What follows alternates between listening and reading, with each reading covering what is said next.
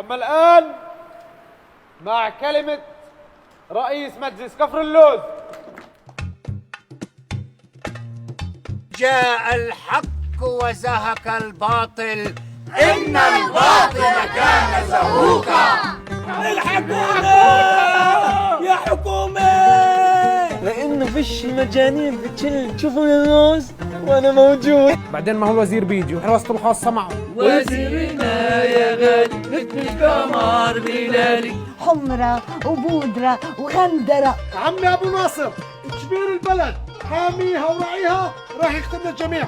ريتنا نشوف فيك يوم يا ابو عطا. يا سيدي اللي بيجي اهلا وسهلا واللي بيجيش اهلا وسهلا، وهي المناسب اجت.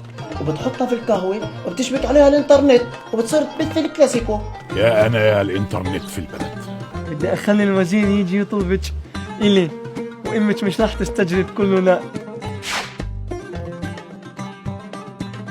اصلا يابا انت كيف بدك تجوزني واحد معروف عنه بالبلد كلها انه نصاب؟ بسم الله الرحمن الرحيم. يا اهالي كفر اللوز، ثبت الحزام يلا تفرش. تعالوا